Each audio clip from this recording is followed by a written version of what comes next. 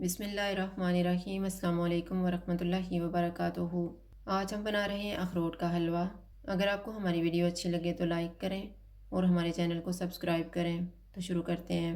मैंने 250 ग्राम अखरोट लिए हैं, 1 कप मिल्क पाउडर, 1 कप दूध, 1/4 कप घी, आधा कप चीनी और 1/4 टीस्पून सब्ज़ इलायची का पाउडर। चॉपर में अखरोट डालेंगे। इनको मोटा मोटा चॉप करेंगे। घी लेंगे,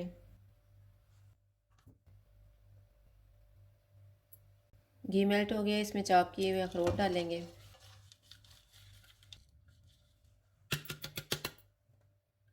चूल्हे को कम रखेंगे और इनको 7 से 8 मिनट तक भूनेंगे।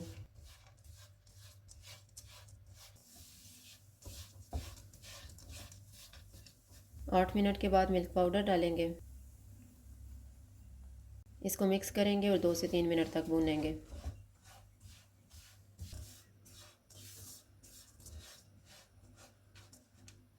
तीन मिनट के बाद दूध डालेंगे, चीनी, सब्ज़ इलायची का पाउडर।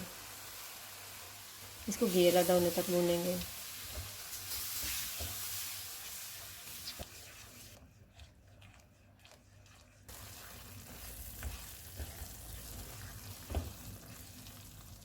मैंने इसको भून लिया। अब साइडों से घी नज़र आना शुरू हो गया। चूल्हा बंद कर देते हैं और इसको डिश आउट कर लेते हैं।